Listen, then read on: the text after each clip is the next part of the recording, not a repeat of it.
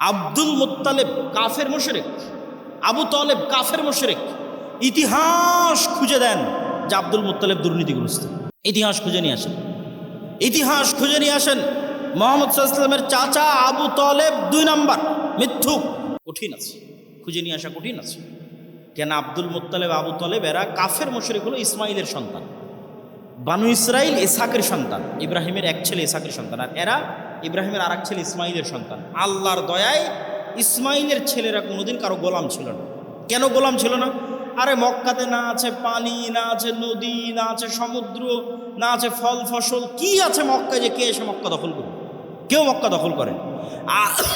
আব্রাহা একবার চেয়েছিল যে এখানে কেন মানুষ ইবাদত করতে যায়, আমি ইয়েমেনে ইবাদতের ঘর তৈরি করব, আমার এখানে ইবাদত করতে আসবে। তো ওখানে মানুষ ইবাদত করতে যায়নি, তো কাবা ঘর ভাঙতে গেছিল আব্রাহা একবার। তারপরে কেউ ইসমাইলের সন্তানদেরকে কেউ গোলাম বানায়। এই জন্য ইসমাইলের সন্তানেরা অধিকাংশই, 2-1 জনের কথা বলা যাবে না, অধিকাংশই জন্মগত মিথ্যা ধোঁকা জানত। তাহলে কি দাঁড়ালো বানু ইসরাইলের সামারি আর মুহাম্মদ সাল্লাল্লাহু আলাইহি ওয়াসাল্লামের বাপ দাদা আর বানু ইসমাইলের সন্তানের সামারি? যে গোলামি করে, গোলামি থেকে কি স্বভাব আসে? দুর্নীতি, 2 নম্বরই, ধোঁকাবাজি, মিথ্যা। আর যে নেতা, যে নেতৃত্ব দিবে, সে মিথ্যা জানে না, সে দুর্নীতি জানে না। বানু ইসরাইলের ইতিহাস বহু বক্তব্যে আমি আলোচনা করেছি। বানু ইসরাইলের ইতিহাসের সামারি কি? নবীর সন্তানেরা কিভাবে গোলাম হয়ে গেল, গোলাম হওয়ার কারণে কি কি বিকৃতি আসলো। এই যে এক্ষুনি ইউসুফ আলাইহিস সালামের গল্প বললাম, ইব্রাহিম, ইসহাক, ইয়াকুব, ইউসুফ, তাদের ছেলেরাই বানু ইসরাইল। এরা ফেরাউনের গোলাম হয়ে গেল, 300 বছর গোলাম থাকলো। গোলাম হওয়ার পর মুসা আলাইহিস সালাম এসে এদের বাঁচালো। বাঁচানোর পর গোলামির কারণে কি কি পরিবর্তন হলো নবীর ছেলেদের, ইব্রাহিমের ছেলেদের কি কি পরিবর্তন আসলো গোলামির কারণে। আল্লাহ বলছেন যাও যুদ্ধ করতে হবে জেরুজালেমে। নবীর ছেলেরা কি বলে? ইযহাব আনতা ওয়া রাব্বুকা ফাকাতিলা, তুমি আর তোমার আল্লাহ গিয়ে যুদ্ধ করো। তারা ইব্রাহিম আলাইহিস সালামের ছেলে। আল্লাহ বলছেন এটা তাওরাত, ঈমান আনো। নবীর ছেলেরা কি বলছে? লান নুমিনা লাকা হাত্তা নারাল্লাহ জাহরাতান, যতক্ষণ তোমার আল্লাহকে সচক্ষে না দেখছো ততক্ষণ ঈমান আনবো না। আরে তুই তো এখনই দেখলি যে ফেরাউন ডুবে মরল, আর কি দেখা লাগবে? এখনই ওর চোখের সামনে ফেরাউন ডুবে মরেছে। ফেরাউন ওদের উপর জুলুম করতো, সমুদ্রে ফেড়ে রাস্তা তৈরি হয়ে গেছে। এরা এখন এসে বলে যে আল্লাহকে না দেখলেই ঈমান আনবো। তাহলে কেমনে নবীর ছেলেদের স্বভাব এরকম হয়ে গেল? আল্লাহ বললেন আসমান থেকে খাবার আসবে, মান্না এবং সালোয়া। মান্না সালোয়া কি? মাশরুম। যেই মাশরুমের 1 কেজির দাম 4 থেকে 5 লক্ষ টাকা আজকের বাজারে। আর বিশেষ এক প্রকার কোয়েল পাখির মতো ছোট সুস্বাদু পাখির গোস্ত জান্নাত থেকে আসতো। তারা বলল লান নাসবিরা আলা তুআমিন ওয়াহিদ, এই এক খাবার প্রত্যেক দিন ভালো লাগে না মুসা, তোমার আল্লাহকে বলো এই মরুভূমির বালুর মধ্যে পেঁয়াজ রসুন বের করে দিতে, ডাল চাউল বের করে দিতে মরুভূমির বালুর মধ্যে। আল্লাহ বললেন মরুভূমির বালুতে হবে না, জেরুজালেম ফিলিস্তিন আছে, যুদ্ধ করে বিজয় করো। এদের যখন যুদ্ধ করে বিজয় করলো না, এদের উপর গজব আসলো 40 বছর। শুধু নবীর ছেলেদের অবস্থা দেখে, গোলামির কারণে কীরকম হয়ে গেছে তাদের অবস্থা। 40 বছর পাগলের মতো ঘোরার পর ইউশা বিন নুনের হাতে তওবা ইস্তেগফার করে এরা যুদ্ধ করেছে। লম্বা ঘটনা। আল্লাহ সূর্য থামিয়ে দিয়ে বিজয় দিয়েছে। এবার আল্লাহ বলছে শোনো, তোমাদের বিজয় দিলাম, তোমরা জেরুজালেমে প্রবেশ করার সময় মুখে বলবা হিত্তাতুন নাগফির লাকুম, আর মাথা দিবা সামনে, নিচু করবে, সিজদা অবস্থায় যাবা। হিত্তাতুন হিব্রু ভাষা, মানে আল্লাহ মাফ করে দাও, আস্তাগফিরুল্লাহ। এরা কি করলো? ঢোকার সময় পিছন আগে দিল, মুখে বলল হিনতাতুন, গমের দানা। কোরআনে এগুলো বর্ণনা করা আছে, কোরআন থেকে বলতেছে। কি অবস্থা দেখেন নবীর ছেলেদের। এই ধোঁকাবাজি, এই 2 নম্বরই কোথায় শিখে? ফেরাউনের গোলামি করতে গিয়ে ধোঁকাবাজি 2 নম্বরই শিখেছে। তাহলে ধোঁকাবাজি 2 নম্বরই, ছল চাতুরি, গোলামির স্বভাব। স্বাধীন আত্মমর্যাদা সম্পূর্ণ মানুষ 2 নম্বরই রাস্তা জানে না। স্বাধীন আত্মমর্যাদা সম্পূর্ণ মানুষ মিথ্যা জানে না। স্বাধীন আত্মমর্যাদা সম্পূর্ণ মানুষ দুর্নীতি জানে না। তো আল্লাহ এই পৃথিবীকে কিছু সিস্টেমের উপর ডেভেলপ করেছে। এখানে কিছু বাটন আছে, যে সমস্ত বাটনে চাপ দিলে পরের রেজাল্ট বের হয়ে আসে। তো আল্লাহ তার নিজের তৈরি করা নিয়ম ভাঙ্গে না, খুব কম ভাঙ্গে। আল্লাহ আগুনকে তৈরি করেছে পুরানোর জন্য। ওই যে আসহাবুল উখদুদ, ওরা কত তাকওয়াবান পরহেজগার, ওরা আগুনের মধ্যে ঢুকে গেছে, আগুন পুড়িয়ে দিয়েছে। আগুন বলেনি যে এরা আল্লাহওয়ালা মানুষ, এদের পুড়াবো না। আল্লাহ তরবারিকে তৈরি করেছে কাটার জন্য। আল্লাহর নবী চাচা হামজা পর্যন্ত কেটে গেছে তরবারিতে। তরবারি বলেনি আরে এটা তো হামজার শরীর কাটবো না। না, নিয়ম নিয়ম। আল্লাহ খুব কম সময় নিয়ম ভাঙে। শুধুমাত্র ইব্রাহিম আলাইহিস সালামের সময় নিয়ম ভেঙেছে।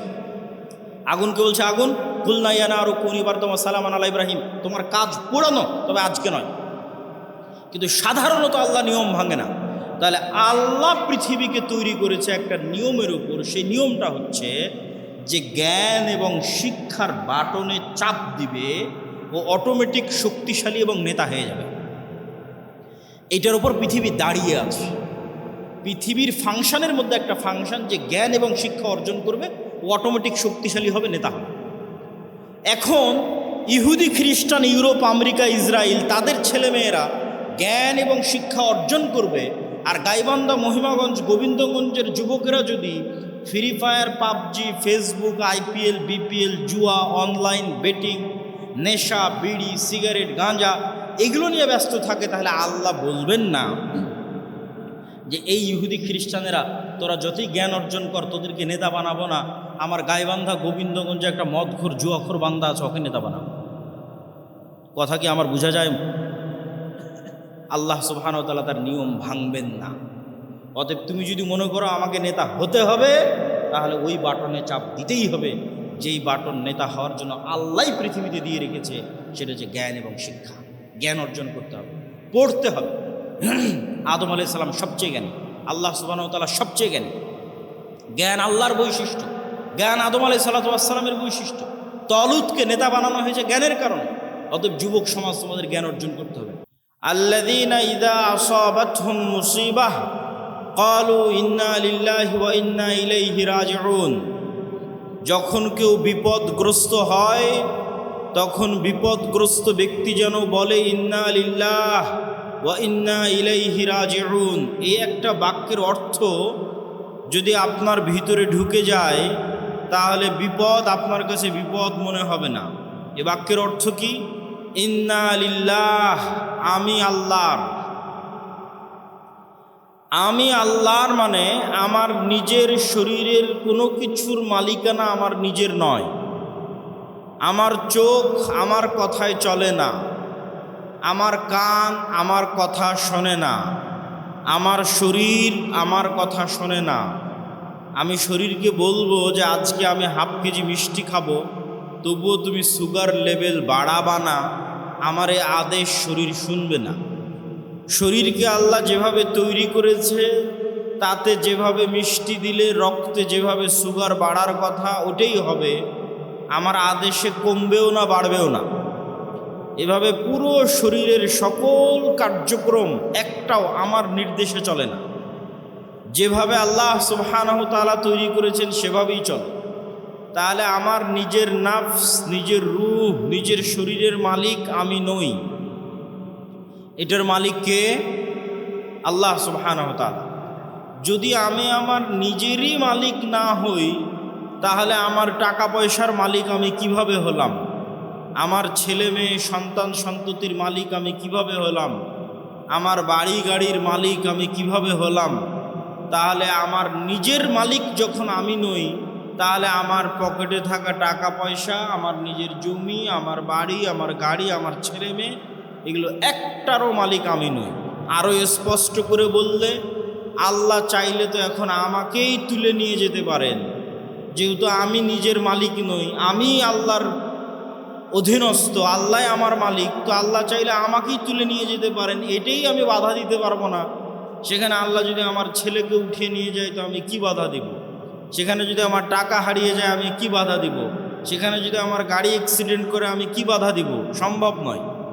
তো আল্লাহ সুবহানাহু ওয়া তাআলা মানুষকে এই বাক্যের মাধ্যমে ইন্না লিল্লাহি ওয়া ইন্না ইলাইহি রাজিউন, এই বাক্যের মাধ্যমে বুঝাচ্ছেন যে বিপদে পড়লে এই বাক্য উচ্চারণ করতে হবে। তার প্রথম কথা হচ্ছে তুমি নিজেই নিজের মালিক নও, অতএব তোমার সব কিছুর মালিক আল্লাহ, তুমি সহ। 2 নাম্বার, ওয়া ইন্না ইলাইহি রাজিউন।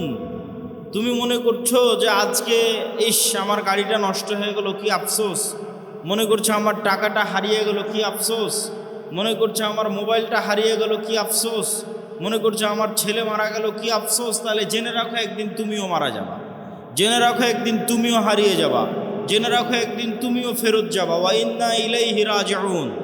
তাহলে এখানে হতাশা, আফসোস এবং দুঃখের কিছু নাই, কেননা তোমার সময়ই তো ক্ষণস্থায়ী। তুমিই চলে যেতে পারতে, তুমিই হারিয়ে যেতে পারতে, তুমিই নষ্ট হয়ে যেতে পারতে, এটা তোমার ভাগ্যে আছে। ওয়া ইন্না ইলাইহি রাজিউন, যেতে হবে তোমাকে। অতএব তোমার সাথে যেটি ঘটুক সেটি একটাও তোমার সাথে, তোমার নিজস্ব কোনো জিনিসের সাথে ঘটেনি, বরং আল্লাহ সুবহানাহু তাআলার দেওয়া জিনিসের সাথে ঘটেছে। ওয়া মিম্মা রাযাকনাহুম ইউনফিকুন, আল্লাহ যখন মানুষকে টাকা পয়সার কথা বলেছেন তখনও বলেছেন যে এই টাকা পয়সা আমি দিয়েছি, এই রিজিক তোমরা উপার্জন করোনি, আমি দিয়েছি। সবর, সবর ধৈর্য ধারণ করা কি জিনিস বলছিলাম। মুরগি যখন টোপা দিয়ে ঘিরে রাখা হয় এটাকে বলা হয় সবর, আটকে রাখা। আরবিতে আটকে রাখা মানে যখন আপনি গুনাহ থেকে নিজেকে আটকে রাখেন তখন সবর, যখন আপনি নেকির উপর নিজেকে ধরে রাখেন তখন সবর। যেমন আজকে এখানে বক্তব্য শুনে মনে মনে বললেন আজ থেকে 5 ওয়াক্ত সালাত আদায় করব, একদিনও আদায় করতে পারলেন না, তাহলে আপনার সবর নাই। মনে করলেন আজ থেকে গান শুনবো না, 7 দিন শোনা বন্ধ রাখার পর আর ধরে রাখতে পারলেন না, তার মানে সবর নাই। নিজেকে কোনো কিছুর উপর ধরে রাখা, ঠিক মুরগিকে যেমন টোপা দিয়ে আটকে রাখা হয়েছে, বেঁধে রাখা হয়েছে, ধরে রাখা হয়েছে, এরকম যে আমি প্রতিদিন সূরা ইখলাস পড়ব, কোরআন পড়ব, এটার উপর নিজেকে ধরে রাখা, ধরে রাখতে পারতেছি, একদিনও মিস যাচ্ছে না, এটা সবর। আমি গান শুনতে চাই না, শুনবো না, এটার উপর নিজেকে কতদিন ধরে রাখতে পারতেছি, এটা সবর। এই জন্য মানুষের সকল নেক আমলের মূল রহস্য হচ্ছে সবর। এই জন্য আল্লাহ সুবহানাহু তাআলা পবিত্র কোরআন মাজিদে বারবার সবরের দার্স এবং সবরের উদাহরণ এবং বিপদ আপদের কথা উল্লেখ করেছেন। ওয়াতাওয়াসাউ বিল হাক্কি ওয়াতাওয়াসাউ বিস সবর, তোমরা পরস্পরকে সত্যের দিকে দাওয়াত দাও, পরস্পরকে ধৈর্যের দিকে দাওয়াত দাও। প্রশ্ন হচ্ছে, যখন আল্লাহওয়ালা মানুষ, দিনদার মানুষ, পরহেজগার মানুষ দেখে যে একটা ইহুদি, একটা খ্রিস্টান, একটা ফাসেক, একটা জালেম, তার কি সুখের জীবন, অন্যায়ভাবে টাকা পয়সা উপার্জন করে এসি, ফ্রিজ, বাসা বাড়ি, বিল্ডিং, জমি জায়গা ক্রয় করে একাকার, আর আমি 5 ওয়াক্ত সালাত আদায় করে, তাহাজ্জুদের সালাত আদায় করে আমি বিপদে, হয় অসুখ বিসুখে বিপদে, না হয় জিনিসপাতি নিয়ে বিপদে, না হয় অন্য কোনো কিছু নিয়ে বিপদে। আর রহস্য কি? রাসূলুল্লাহ সাল্লাল্লাহু আলাইহি ওয়াসাল্লাম বলেন, আল্লাহ সুবহানাহু তাআলা যাকে সবচেয়ে বেশি ভালোবাসেন তাদেরকে সবচেয়ে বেশি পরীক্ষায় ফেলেন, আর আল্লাহ সুবহানাহু তাআলা সবচেয়ে বেশি ভালোবাসেন নবীদেরকে। এই জন্য নবীদের পরীক্ষা সবচেয়ে বেশি। 2 জন নবীর সাথে যদি আপনি আপনাকে মিলান, তাহলে আপনার কোনো বিপদ, পৃথিবীর কোনো বিপদ আর আপনার কাছে বিপদ মনে হবে না যদি শুধু 2 জন নবীর সাথে আপনি আপনাকে মিলান। তার একজন নবী ইউসুফ আলাইহিস সালাতু ওয়াস সালাম, আর একজন নবী মুহাম্মদ সাল্লাল্লাহু আলাইহি ওয়াসাল্লাম। ইউসুফ আলাইহিস সালাতু ওয়াস সালাম নিজে নবী, তার পিতা ইয়াকুব আলাইহিস সালাতু ওয়াস সালাম নবী, তার দাদা ইসহাক আলাইহিস সালাতু ওয়াস সালাম নবী, তার পরদাদা ইব্রাহিম আলাইহিস সালাতু ওয়াস সালাম নবী। তাহলে এতগুলো নবীর সন্তান হওয়ার পরেও, এত তাকওয়াবান পরহেজগার হওয়ার পরেও তিনি ভাইদের ষড়যন্ত্রে কুয়ায় নিক্ষিপ্ত হচ্ছেন অসহায় অবস্থায়।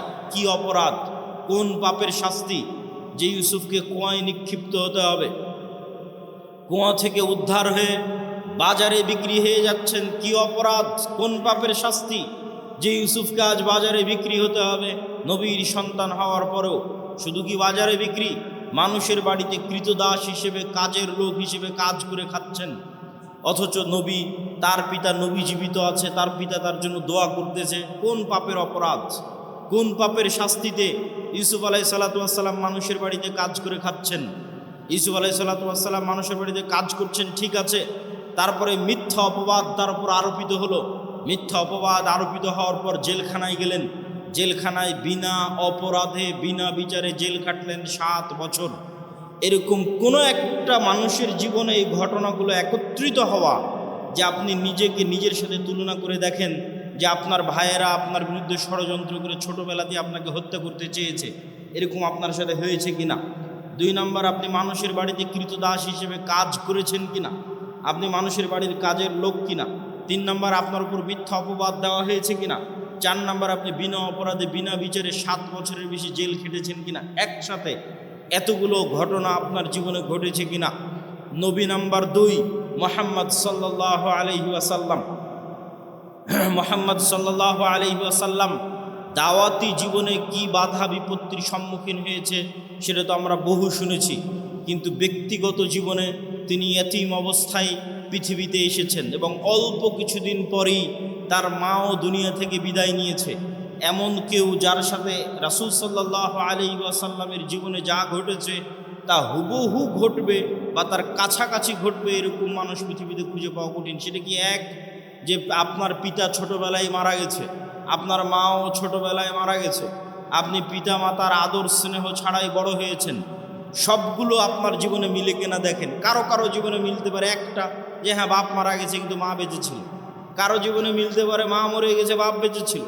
খুব কম মানুষের জীবনে মিলবে যে না আমার মাও ছোটবেলায় মরে গেছে বাপও মরে গেছে, খুব কম।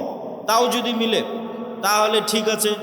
আপনি তারপরে দাদা মারা গেল, তারপরে হচ্ছে আপনি যেই স্ত্রীকে বিবাহ করেছেন, যেই স্ত্রী আপনার সবচেয়ে আদরের, সবচেয়ে বিশ্বস্ত, সবচেয়ে কাছের, সেই স্ত্রী আপনার জীবদ্দশায় মারা গেল। শুধু কি স্ত্রী, আল্লাহ সুবহানাহু ওয়া তাআলা আপনাকে যতগুলো সন্তান দিয়েছিলেন প্রত্যেক সন্তানকে আপনি নিজে হাতে কবরে ঢুকিয়ে আসতেছেন। শুধু তাই নয়, ছোটবেলায় মারা যাওয়া সন্তান নয়, বড় হওয়া বিবাহিত সন্তান, বড় হওয়া বিবাহিত 2 কন্যাকে রাসূল সাল্লাল্লাহু আলাইহি ওয়াসাল্লাম নিজে হাতে কবরে দিয়েছেন। ছোট ছোট ছেলেকে তো কবরে দিয়েছেন। শুধু ফাতেমা ছাড়া রাসূল সাল্লাল্লাহু আলাইহি ওয়াসাল্লামের আর কোনো সন্তান জীবিত থাকেনি। তাহলে আপনি কল্পনা করেন, একই সাথে ছোটবেলায় আপনার পিতা মাতা মারা গেছে, একই সাথে আপনার স্ত্রী মারা গেছে, একই সাথে আপনার সব ছেলে মেয়ে মারা গেছে, তাদেরকে আপনি কবরে দিয়েছেন। এই রকম একই সাথে এতগুলো ঘটনা আপনার জীবনে ঘটবে, মিলবে, এটা খুব কঠিন, অসম্ভব। তাহলে নবী হওয়ার পর রাসূল সাল্লাল্লাহু আলাইহি ওয়াসাল্লাম কোন পাপের শাস্তিতে, কোন অপরাধের শাস্তিতে এতগুলো ব্যক্তিগত জীবনের বিপদের মুখোমুখি হচ্ছেন, দাওয়াতি জীবনের নয়। দাওয়াতি জীবনের ঘটনা তো আরও লম্বা। শিয়াবে আবি তালেবে যখন তার চাচাকে সহ 3 বছর যখন ঘিরে রাখা হলো, গৃহবন্দী রাখা হলো, যখন খাবারের কোনো কিছু ছিল না, যখন তায়েফের ময়দানে মারা হলো, আঘাত করা হলো, যখন বদর উহুদে হত্যা করার চেষ্টা করা হলো, যখন মক্কায় হত্যার চেষ্টা হলো, অসংখ্য দাওয়াতি জীবনে বাধা রাসূল সাল্লাল্লাহু আলাইহি ওয়াসাল্লামের, সেগুলোতে আমরা গেলাম না। সম্মানিত উপস্থিতি, শুধু এই 2 নবীর জীবনের সাথে যদি আপনি আপনার নিজের জীবনকে মিলান, তাহলে আপনার জীবনে আর কোনো কষ্ট, কোনো দুঃখ, কোনো বিপদ, কোনো সমস্যা আর বিপদ আর দুঃখ আর কষ্ট বলে মনে হবে না। আসলেই আল্লাহ সুবহানাহু ওয়া তাআলা যাদেরকে ভালোবাসেন তাদেরকে আল্লাহ সুবহানাহু ওয়া তাআলা পরীক্ষা করতে চান। কেন পরীক্ষা করতে চান? রাসূল সাল্লাল্লাহু আলাইহি ওয়াসাল্লাম বলেন, মা মিন মুসলিমিন, এমন কোনো মুসলমান যে বিপদগ্রস্ত হয়। কেমন বিপদগ্রস্ত? যে তার পায়ে একটা কাঁটাও যদি ফুটে, তার পায়ে যদি একটা কাঁটাও ফুটে, শুধু তাই না, সে যদি ন্যূনতম দুশ্চিন্তার মধ্যেও থাকে, হাম্মিন আও হুজনিন, যদি ন্যূনতম দুশ্চিন্তার মধ্যেও থাকে, তাহলে এই কাঁটা ফুটার মাধ্যমে, এই দুশ্চিন্তার মাধ্যমে আল্লাহ সুবহানাহু ওয়া তাআলা তার গুনাহকে ক্ষমা করে দেন। আল্লাহু আকবার। এবং বিপদ বাড়তে বাড়তে বাড়তে বাড়তে এমন অবস্থায় সে দুনিয়া থেকে বিদায় নেয় যখন তার উপরে আর কোনো গুনাহই নাই, সকল গুনাহ দুনিয়াতেই মিটে গেছে। তো বিপদ মানুষের জীবনে আসতেই পারে, মুসিবাহ মানুষের জীবনে আসতেই পারে, সমস্যা মানুষের জীবনে আসতেই পারে, কিন্তু ধৈর্য ধারণ করা হচ্ছে একজন মুমিনের পরিচয়। শুধু ধৈর্য নয়, ধৈর্যেরও উপরের একটা স্তর আছে, তার নাম রিজা, সন্তুষ্টি। এই সন্তুষ্টির স্তরে খুব মজবুত ঈমান ছাড়া মানুষের পক্ষে পৌঁছা সম্ভব নয়। ধৈর্যের স্তরে মানুষ পৌঁছতে পারে, কিন্তু রেজা, সন্তুষ্টির স্তরে মানুষের পক্ষে পৌঁছা কঠিন। সন্তুষ্টি কি? সন্তুষ্টি হচ্ছে আল্লাহ সুবহানাহু ওয়া তাআলা আমার জন্য যে সিদ্ধান্ত নিয়েছেন, এই সিদ্ধান্তের উপর আমি খুশি, এই সিদ্ধান্তের উপর আমি খুশি। একদা এক মহিলা রাসূল সাল্লাল্লাহু আলাইহি ওয়াসাল্লামের কাছে আসলেন, তিনি মৃগী রোগে আক্রান্ত। আল্লাহর নবীকে তিনি বললেন, আল্লাহর নবী, আপনি আমার জন্য দোয়া করে দেন যেন আল্লাহ সুবহানাহু ওয়া তাআলা আমার মৃগী রোগ ভালো করে দেয়। রাসূল সাল্লাল্লাহু আলাইহি ওয়াসাল্লাম তাকে বলেন, ইন শি'তি সাবারতি ফালাকিল জান্নাহ, তুমি যদি চাও তাহলে তোমার যে মৃগী রোগ হয়েছে এই রোগের উপর সন্তুষ্ট থাকো, আর আল্লাহ তোমার জন্য জান্নাত দিবে। আর যদি চাও আমি তোমার মৃগী রোগ ভালো হওয়ার জন্য আল্লাহর কাছে দোয়া করে দিতে পারি। রাসূল সাল্লাল্লাহু আলাইহি ওয়াসাল্লাম একটা রোগের উপর চিকিৎসা না নিয়ে সন্তুষ্ট থাকতে বলতেছেন জান্নাতের বিনিময়ে। তখন ওই মহিলা মানুষ বলছে, ঠিক আছে, আমাকে আল্লাহ যে অসুখ দিয়েছে এই অসুখের উপর আমি সন্তুষ্ট থাকতে চাই, তবে আপনি এতটুকু দোয়া করেন যেন আমার কাপড় চোপড় খুলে না যায়। মৃগী রোগে আক্রান্ত হলে, ব্রেন ঠিক না থাকলে কাপড় চোপড় খুলে যায়, কাপড় চোপড় যেন আমি খুলে না ফেলি, সেই দোয়াটুকু আপনি করে দিয়েন। আর আল্লাহ আমাকে যে অসুস্থতা দিয়েছে এই অসুস্থতার উপর আমি রাজি, সন্তুষ্ট, খুশি। তো রেজার স্তর হচ্ছে সর্বোচ্চ স্তর, যে সর্বোচ্চ স্তরে আল্লাহ মানুষের সাথে যে ফায়সালা করে, আল্লাহ আপনার সাথে যা ঘটতেছে এটা আল্লাহর ফায়সালায় ঘটতেছে, আল্লাহর ইচ্ছায় ঘটতেছে, আল্লাহর অনুমতিতে ঘটতেছে। তো আপনার জীবনে যা ঘটতেছে এই ফায়সালার উপর যখন আপনি সন্তুষ্ট থাকেন, তথা ওই অবস্থাতেও আপনি আলহামদুলিল্লাহ বলতে পারেন।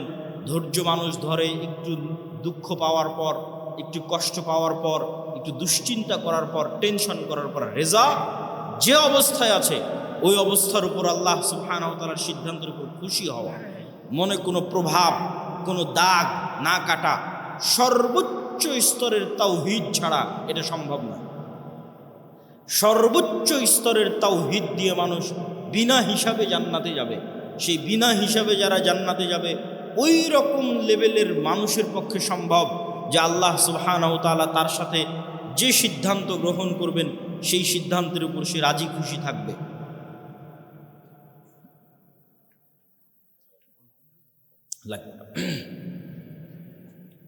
তো আমরা আলোচনার শুরুতেই, যদিও আজকে আমার আলোচনার মূল বক্তব্যের বিষয়বস্তু মুসলিম উম্মার অধঃপতন এবং সে অধঃপতন থেকে মুক্তির উপায়, তবে পরিবেশ পরিস্থিতির পরিপ্রেক্ষিতে আলোচনার শুরুটা করলাম বিপদ এবং ধৈর্য ধারণ দিয়ে। এবং বিপদের উদাহরণে ইউসুফ আলাইহিস সালাতু ওয়াস সালাম এবং মুহাম্মদ সাল্লাল্লাহু আলাইহি ওয়াসাল্লাম এবং আরেকজন নবী আইয়ুব আলাইহিস সালাতু ওয়াস সালাম, তাদের উদাহরণ পৃথিবীতে চিরস্মরণীয়। শুধু তাই নয়, আরেকটি হাদিস রাসূল সাল্লাল্লাহু আলাইহি ওয়াসাল্লামের শুনে এই পয়েন্ট আমরা শেষ করব।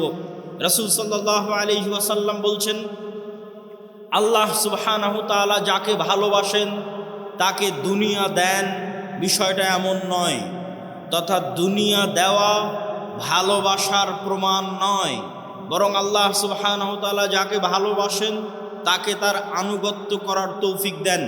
তাহলে আজকে শাখাহাতি, বালুয়া, গোবিন্দগঞ্জ, মহিমাগঞ্জে কেউ কোটি টাকার মালিক হয়ে গেল, তার মানে তার উপর আল্লাহর দয়া আছে, এটি ভুল ধারণা। শাখাহাতি, বালুয়া, মহিমাগঞ্জ, গোবিন্দগঞ্জ, গাইবান্ধায় কেউ বিশাল বাড়ি করে নিল, কেউ খুব আরামে আছে, আয়েশে আছে, দুবাই ঘুরছে, কারো বাড়িতে এসি ফ্রিজ আছে, তার মানে তার উপর আল্লাহর দয়া আছে, আল্লাহ তাকে ভালোবেসে এগুলো দিয়েছে। এটা ভুল ধারণা। ভালোবাসা বুঝতে হলে কি দেখতে হবে? আল্লাহ তাকে আনুগত্য করার তৌফিক দেয় কিনা। সকালে যখন ফজরের আজান দিবে তখন জানালা খুলে দেখবেন যে একদল মানুষ, অল্প সংখ্যক মানুষ গুটি গুটি পায়ে মসজিদের দিকে এগিয়ে যাচ্ছে। ওই যে ফজরের সালাত যাকে আল্লাহ জামাতে পড়ার তৌফিক দিয়েছে, ওই মানুষকে আল্লাহ ভালোবাসে, বলেন আল্লাহু আকবার। আর আল্লাহ সুবহানাহু ওয়া তাআলা আপনাকে ভালোবাসেন কিনা, আপনাকে যে শাস্তি দিচ্ছেন এটা আপনি কি দিয়ে বুঝবেন? দেখবেন আপনি গুনাহে লিপ্ত আছেন, এটাই শাস্তি। এর চেয়ে বড় শাস্তি পৃথিবীতে আর হয় না। আল্লাহ আপনাকে হারাম কাজে লিপ্ত রেখেছে, এটাই শাস্তি। আল্লাহ আপনাকে গুনাহে লিপ্ত রেখেছে, এটাই শাস্তি। পৃথিবীর নিকৃষ্ট থেকে নিকৃষ্ট কাজ আপনার হাত দিয়ে হচ্ছে, এটাই শাস্তি। আপনি আল্লাহর রহমতের দরজা থেকে বিতাড়িত, আল্লাহর রহমতের দুয়ার থেকে বিতাড়িত, এটাই শাস্তি। অতএব দুনিয়া পাওয়ার উপর নির্ভর করে না যে মানুষকে আল্লাহ সুবহানাহু ওয়া তাআলা ভালোবাসেন কিনা, বরং দুনিয়াতে আল্লাহ তাকে আল্লাহর আনুগত্যের তৌফিক দিচ্ছে কিনা, এইটা দিয়ে সে বুঝতে পারবে যে হ্যাঁ, আল্লাহ আমাকে 5 ওয়াক্ত নামাজ পড়ার সুযোগ দিচ্ছে, তার মানে আল্লাহর দয়া আমার উপর আছে। আর 5 ওয়াক্ত নামাজ এত চেষ্টা করি তাও পড়তে পারি না, তাহলে আল্লাহর দয়া আসলে নাই। এত চেষ্টা করি কোরআন পড়তে পারি না, তাহলে আল্লাহর দয়া আমার সাথে নাই। কোনো একটা সমস্যা আছে যে কারণে আমি আল্লাহর দয়া পাচ্ছি না।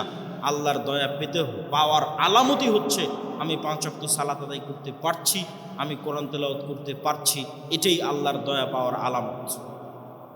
আর আল্লাহ সুবহানাহু ওয়া তাআলা আপনাকে ভালোবাসেন কিনা সেটা বোঝা যাবে স্থায়ী ঠিকানা পরকাল, যেটা বহু বক্তব্যে বলেছি, ঈমান বিল গায়বে ইয়াকিন। দুনিয়ার সকল কিছুর বিনিময়ে মানুষ পরকালের মাঠে বাঁচতে চাইবে যে আল্লাহ সুবহানাহু ওয়া তাআলা তাকে পরকালে মুক্তি দিক, কিন্তু তারপরেও পরকালে তার জন্য মুক্তি কঠিন হয়ে দাঁড়াবে দুনিয়ার সকল সম্পদের বিনিময়ে হলেও। তাহলে ওই সম্পদ, ওই ধন দৌলত আপনি দুনিয়াতে আঁকড়ে ধরে থাকবেন, এইটা দিয়ে আপনি পরকালে মুক্তি পাবেন না।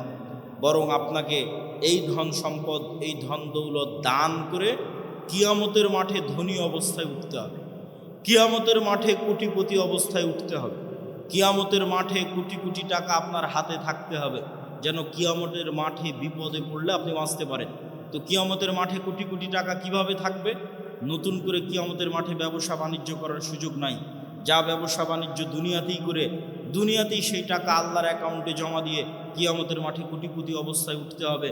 তাহলে দুনিয়ার কেস কোর্ট কাচারি মামলা মোকদ্দমায় যেমন টাকার জরিমানা দিয়ে বাঁচা যায়, কিয়ামতের মাঠে আল্লাহর দরবারে যে মামলা মোকদ্দমা হবে, কেস জরিমানা হবে, ওখানে আপনি যে কোটি টাকার মালিক হবেন, ওই টাকা দিয়ে তখন আপনি ওই মামলা মোকদ্দমাগুলো খালাস করাতে পারবেন আপনার টাকার জোরে, টাকার ক্ষমতায়। এই জন্য ইবাদতের জগতে যতগুলো পাওয়ারফুল শক্তিশালী ইবাদত আছে তার মধ্যে একটি হচ্ছে টাকা। আল্লাহ সুবহানাহু ওয়া তাআলা জান্নাত বিক্রি করে দিতে চেয়েছেন দুটো জিনিসের কাছে। সালাত আদায় করে আপনি গ্যারেন্টি দিতে পারবেন না, নিশ্চিত শতভাগ গ্যারেন্টি দিতে পারবেন না যে না আমি জান্নাত আমার হয়েই গেছে। কেন পারবেন না? আপনি গ্যারেন্টি দিতে পারবেন না যে আমার সালাত ফরজ হওয়ার পর থেকে 1 ওয়াক্ত সালাতও মিস দিই, এই কারণে পারবেন না। হ্যাঁ, যদি এটা গ্যারেন্টি দিতে পারতেন যে আমার উপর সালাত ফরজ হওয়ার পর থেকে 1 ওয়াক্ত সালাতও মিস দিইনি, 1 ওয়াক্ত সালাতও কাজা করিনি, তাহলে সালাত দিয়েই আপনি নিশ্চিত জান্নাতে চলে যেতেন। কিন্তু আপনি নিজেই গ্যারেন্টি দিতে পারবেন না যে কই আমি সালাতে কোনোদিন অবহেলা করি। আপনি নিজেই গ্যারেন্টি দিতে পারবেন না যে আমি কোনোদিন গুনাহ করিনি, আমি নিষ্পাপ। যেহেতু আপনি গ্যারেন্টি দিতে পারবেন না, ফলত আপনি আল্লাহর দয়ার মুখাপেক্ষী যে আল্লাহ 5 ওয়াক্ত সালাত ঠিক মতো আদায় করতে পারিনি, গুনাহ অনেক করে ফেলেছি, ক্ষমা করে দাও, নাহলে জান্নাত যেতে পারবো না। আল্লাহর দয়ার মুখাপেক্ষী। কিন্তু দুটো ইবাদত এমন আছে যে দুটো ইবাদতে আপনি নিশ্চিত চ্যালেঞ্জ দিয়ে বলতে পারবেন হ্যাঁ জান্নাত আমার হয়েছে, হবে, যাবো ইনশাআল্লাহ। সেই দুটো ইবাদতের একটা হচ্ছে আল্লাহর রাস্তায় জিহাদ করে জীবন দিয়ে দেওয়া। চাকরি করা মুসলমানদেরকে শিখিয়েছে ইউরোপিয়ানরা। মুসলমানদের বৈশিষ্ট্য ব্যবসায়ী করা তার দলিল কোথায় থেকে নেবেন? যত সাহাবীর জীবনী আছে সব সাহাবীর জীবনী খুলে দেখেন, কোনো সাহাবী, অধিকাংশ সাহাবী নিজ বাড়িতে, নিজ এলাকায়, নিজ গ্রামে, নিজ শহরে মারা যায়নি। কেননা সবাই ব্যবসা আর দিনের দাওয়াত এই দুটাকে নিয়ে রওনা দিয়েছে। যতদূর পর্যন্ত ইসলামের খেলাফত গেছে ততদূর পর্যন্ত তাদের ব্যবসার দিনের দাওয়াত চলতে থেকেছে।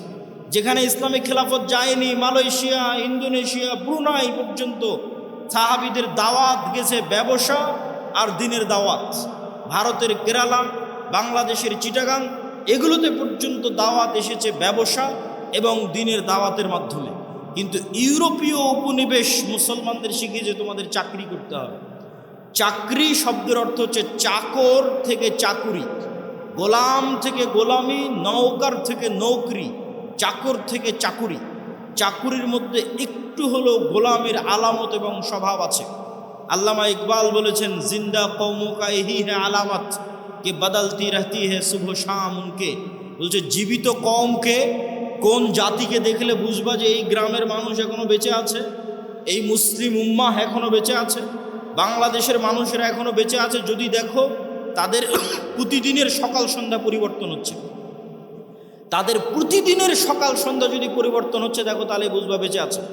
আর যদি দেখো প্রত্যেক দিন একই রকম, সকালে উঠে অফিস, অফিস থেকে বের হয়ে বাসা, সকালে উঠে অফিস, অফিস থেকে বের হয়ে বাসা, সকালে উঠে কারখানা, কারখানা থেকে বের হয়ে বাসা, যদি সেম রুটিন থাকে তাহলে বুঝবে এই জাতি মারা গেছে। কেন?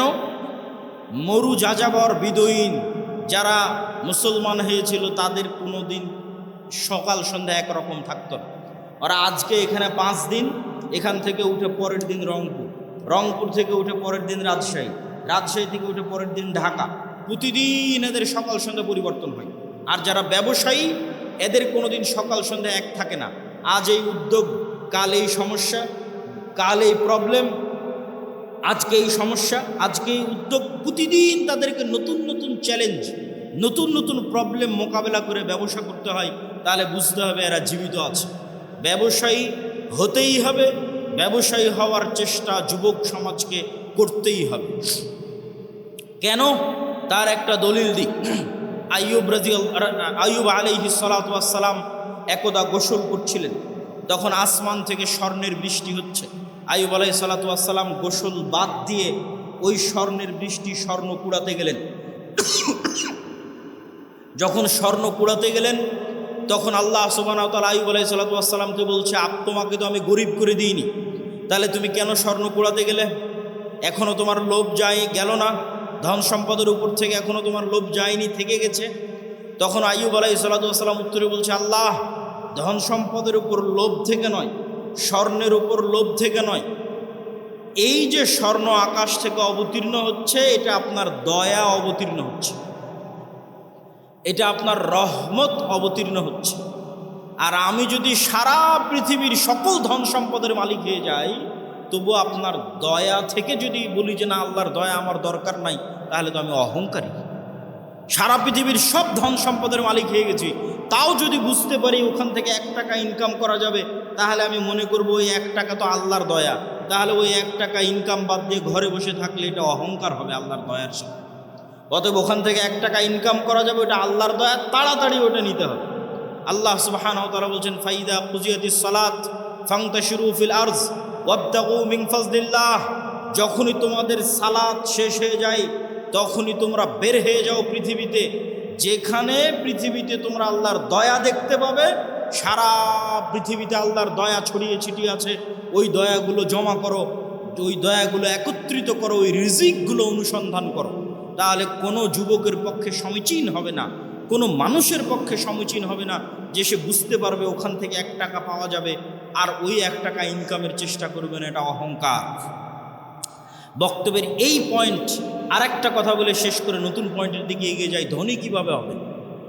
আমি ইসলামিক ফাইন্যান্সের ছাত্র হিসেবে আজকে আপনাদের গাইবান্ধার মানুষকে একটু পরামর্শ দিয়ে যাই। ধনী হওয়ার উপায় কি? 1 নাম্বার, ধনী হওয়ার পৃথিবীতে কোনো শর্টকাট রাস্তা নাই। প্রত্যেক শর্টকাট রাস্তা হারাম। প্রত্যেক যে এসে আপনাকে বলবে যে এখানে এটা করো, এতদিনের মধ্যে তুমি এত টাকার মালিক হয়ে যাবে, নিশ্চিত জেনে থাকবেন এটা হারাম। পৃথিবীতে ধনী হওয়ার কোনো শর্টকাট রাস্তা নাই, প্রত্যেক শর্টকাট রাস্তা জুয়া। তাহলে ধনী হওয়ার রাস্তা কি? ধনী হওয়ার রাস্তা হচ্ছে কম্পাউন্ড পদ্ধতিতে ধনী হওয়া। সেটা কি? আজকে আপনাদের উপস্থিত জনসমাজকে বললাম, আমার এক হাতে আছে 50 লক্ষ টাকা, আর এক হাতে আছে 1 টাকা। আপনারা কে 50 লক্ষ নিতে চান, কে 1 টাকা নিতে চান? তবে শর্ত কি জানেন? এই 50 লক্ষ টাকা থেকে 1 টাকাও বাড়বে না, আর এই 1 টাকা থেকে প্রতিদিন এই 1 টাকাটা দ্বিগুণ হবে। আজ 1 টাকা তো কাল 2 টাকা, 2 টাকা তো পরের দিন 4 টাকা, 4 টাকা তো পরের দিন 8 টাকা, 8 টাকা তো পরের দিন 16 টাকা।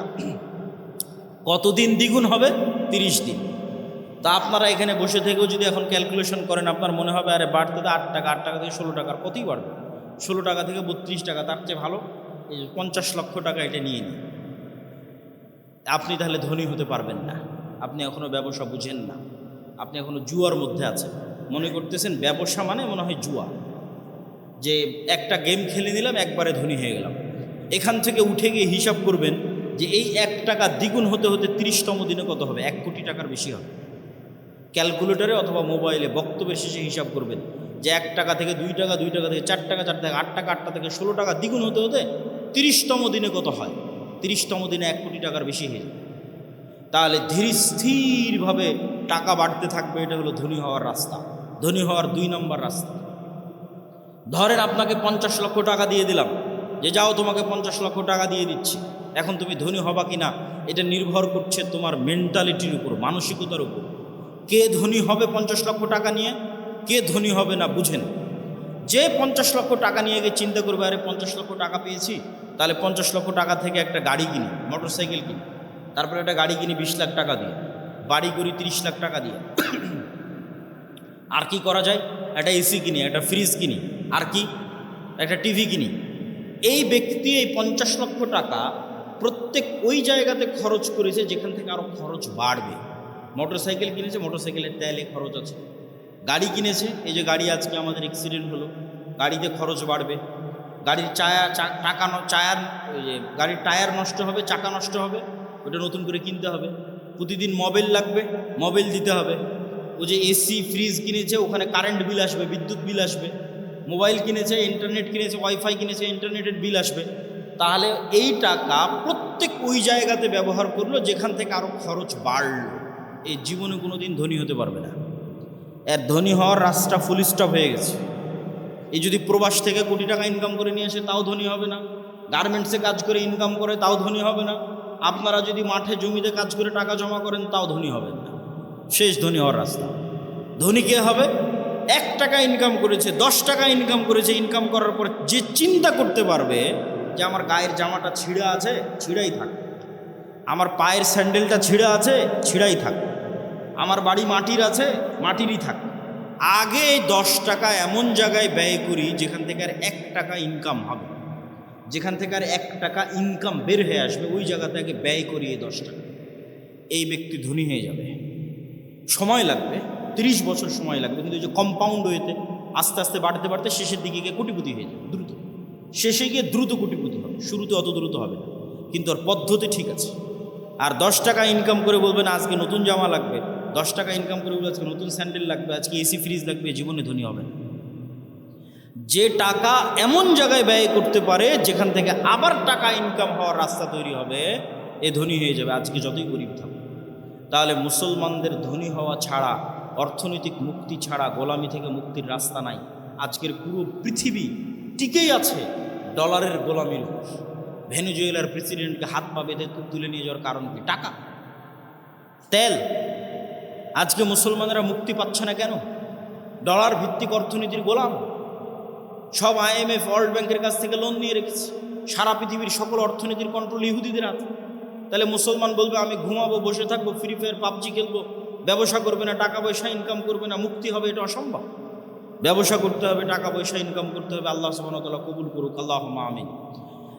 গোলামি থেকে মুক্তির জন্য 2 নম্বর করণীয় ঈমান বিল গায়বে ইয়াকিন এবং সর্বোচ্চ তাওহীদে বিশ্বাস। আল্লামা ইকবাল লিখেছেন, ये दौर अपने बराहिम की तलाश में है। আজকের যুগে মুসলমানদের মুক্তির একটাই রাস্তা। আজকে মুসলমানদের মধ্যে একজন ইব্রাহিম আলাইহিস সালাম লাগবে। নাই, ইব্রাহিম আলাইহিস সালাম নাই মুসলমানদের মধ্যে। আল্লামা ইকবাল গবেষণা করে দেখেছে, অনুসন্ধান করে দেখেছে, মুসলমানদের মধ্যে সালাত আদায়কারী আছে, রোজাদার আছে, দানবীর আছে। ইব্রাহিম আলাইহিস সালামের মতো সর্বোচ্চ তাওহীদে বিশ্বাসী নাই। আপনারা আহলে হাদিস মানুষ মনে করছেন আমরা তো কবরে যাই না, আমরা তাবিজ কবজ ব্যবহার করি না, আমরা শিরক করি না, তাহলে আমাদেরও কিসের তাওহীদে কমতি আছে? সেটা কোথায়? ইব্রাহিম আলাইহিস সালাতু ওয়াস সালামের তাওহীদ মানে তার হৃদয় শুধু এই কবর আর শিরক থেকে মুক্ত নয়, তার হৃদয় টাকার প্রভাব থেকে মুক্ত, নেশার প্রভাব থেকে মুক্ত, নারীর প্রভাব থেকে মুক্ত, ক্ষমতার প্রভাব থেকে মুক্ত। কোনো একটার প্রলোভন দেখিয়ে তাকে আল্লাহর আনুগত্য থেকে দূরে করা যাবে না। তুমি আহলে হাদিস হলে কি হবে? সালাফি হলে কি হবে? কবরে পূজা না দিলে কি হবে? তুমি তো বিড়িখোর, সিগারেটখোর, বিড়ি সিগারেটের নেশায় আছো। তাহলে তোমার ইলাহকে ওই বিড়ি সিগারেট। ইলাহাহু হাওয়া, যার নফসকে সে নিজের ইলাহ বানিয়ে নিয়েছে। তুমি টাকার জন্য হালাল হারাম বাস বিচার না করেই টাকার জন্য পাগল, তাহলে তোমার ইলাহকে টাকা। তুমি ক্ষমতার জন্য বাস বিচার না করে মানুষ হত্যা করতে পারো, মিছিল মিটিং করতে পারো, মিথ্যা কথা বলতে পারো, তাহলে তোমার ইলাহকে ক্ষমতা। তাহলে যার অন্তরে হয় ক্ষমতার প্রভাব আছে, না হয় নারীর প্রভাব আছে, না হয় টাকার প্রভাব আছে, না হয় জুয়ার প্রভাব আছে, না হয় অন্য কোনো নেশার প্রভাব আছে, এ তাওহীদপন্থী নয়। এই ইব্রাহিম আলাইহিস সালাতু ওয়াস সালামের উত্তরসূরি নয়। যতই শিরকে আকবার না করুক, বড় শিরক না করুক, ইব্রাহিম আলাইহিস সালাম কে? যার হৃদয় শুধু ওটাই চায় যেটা আল্লাহ বলেছে, তার হৃদয় ওটাই ভালোবাসে যেটা আল্লাহ ভালোবাসে, তার হৃদয় ওটাই ঘৃণা করে যেটা আল্লাহ ঘৃণা করে। এটা এত সহজ নয়। আল্লাহ যেটা ঘৃণা করতে বলেছে ওটাকে আপনি শতভাগ ঘৃণা করবেন, আর আল্লাহ যেটা ভালোবাসতে বলেছে ওটাকে আপনি জান প্রাণ দিয়ে ভালোবাসবেন। এই মহব্বত, এই ভালোবাসা আল্লাহ সুবহানাহু ওয়া তাআলার সাথে, এই সম্পর্ক আল্লাহ সুবহানাহু ওয়া তাআলার সাথে, আল্লাহকে আপনি ওই লেভেলের ইলাহ মানেন, এই মুসলমান হওয়া এত সহজ নয়। ওই ইব্রাহিম আলাইহিস সালাতু ওয়াস সালাম হওয়া অত সহজ নয়, কিন্তু ইব্রাহিম আলাইহিস সালাম লাগবে। মুক্তি ইব্রাহিম আলাইহিস সালাতু ওয়াস সালামের মতো মানুষ হওয়া ছাড়া সম্ভব নয়। 2 নাম্বার, ঈমান বিল গায়বে ইয়াকিন। গায়েব মানে যা চোখে দেখা যায় না। আজকে এখানে আব্দুল্লাহ বিন আব্দুর রাজ্জাক উপস্থিত হয়েছে, এটা আপনারা চোখে দেখতে পাচ্ছেন, কিন্তু এখানে যে ফেরেশতারাও উপস্থিত হয়েছে এটা কি দেখতে পাচ্ছেন? দেখতে পাচ্ছেন না। কিন্তু ফেরেশতারা যে উপস্থিত হয়েছে ওটাকে যেই দিন এইভাবে বিশ্বাস করতে পারবেন, যেভাবে এখন আমাকে দেখে যেটা আপনার অন্তরে যেই মাত্রার বিশ্বাস, যেখানে আব্দুল্লাহ বিন আব্দুর রাজ্জাক উপস্থিত আছে, এই মাত্রার বিশ্বাস যেই দিন হবে যেন এখানে আমার পাশে ফেরেশতারা বসে আছে, এটার নাম ঈমান বিল গায়বে ইয়াকিন। এটা হচ্ছে দেখতে পাওয়া, ভিজুয়ালাইজ করা। কবরকে আপনি দেখতে পাচ্ছেন, জান্নাতকে আপনি দেখতে পাচ্ছেন, জাহান্নামকে আপনি দেখতে পাচ্ছেন। আপনি কল্পনা করেন, আসহাবুল উখদুদের ঘটনা বলছিল তাওহীদ ভাই, ওমা নাকামু মিনহুম ইল্লা ইউমিনু বিল্লাহিল আজিজিল হামিদ, বলছে যে আগুনের মধ্যে ঢুকে যাচ্ছে। ঘটনা তো ভাই বলেছে, আমি শুধু লজিক বলি। ওদের বাড়ি আছে, ঘর আছে, বাড়ি ঘর রেখে সাক্ষাৎ আগুনের মধ্যে কিভাবে ঢুকে? একটা রাস্তা ছাড়া ওই আগুনের মধ্যে ঢুকার কোনো রাস্তা নাই। আপনি পারবো না। পারবো একটা শর্ত পূরণ করলে। সেটা কি? আসহাবুল উখদুদের ঈমান বিল গায়বে ইয়াকিন এত বেশি ছিল যে ওরা ওই আগুনের মধ্যে জান্নাত দেখতে পাচ্ছিল। ওরা আগুনে ঢোকেনি রে পাগলা, ওরা জান্নাতে ঢুকেছে। আল্লাহু আকবার। আপনি মনে করছেন আগুনে ঢুকেছে, কিন্তু ওরা তো আগুন দেখতেই পায়নি। ওরা ওই আগুনের জান্নাত দেখতে পেয়েছে। আমরা কিসে ঢুকছি? জান্নাতে ঢুকতেছি। জান্নাতকে এরকম ভিজুয়ালাইজ যতক্ষণ না করতে পারবে ঢোকা সম্ভব নয়। আর ওরা যখন পেছন মুড়িয়ে নিজের বাড়ি ঘর দেখেছে তখন দেখতে পাচ্ছে। আপনি দেখছেন বাড়িতে এসি আছে, ফ্রিজ আছে, ঘর বাড়ি আছে, ছেলে মেয়ে আছে, কিন্তু ওরা যখন বাড়ির দিকে তাকিয়ে দেখেছে তখন দেখছে আর এখানে তো জাহান্নামের আগুন জ্বলছে। সত্যি দেখতে পাচ্ছি, কাল্পনিক নয়, সত্যি দেখতে পাচ্ছে। আর আমাদের বাড়ি ঘরে তো জাহান্নামের আগুন জ্বলছে, বলে বাবারে এখানে ফেরত যাওয়া যাবে না। আর এই এই আগুনের মধ্যে কি দেখতে পাচ্ছে? জান্নাত। আর এখানে তো ঢুকতে হবে। এর নাম হচ্ছে ঈমান বিল গায়বে ইয়াকিন। এই লেভেলের ঈমান যতক্ষণ পর্যন্ত অন্তত বাংলাদেশের 20% মুসলমানের না হয়েছে, ততক্ষণ আপনি বলবেন যে বাংলাদেশে ইসলাম প্রতিষ্ঠা হয়ে যাবে, ইসলামী খেলাফা কায়েম হয়ে যাবে, সম্ভব নয়। আজকে যদি আপনি আমাকে বাংলাদেশের প্রধানমন্ত্রী করে দেন, আজকে ইরানের কি অবস্থা দেখেন।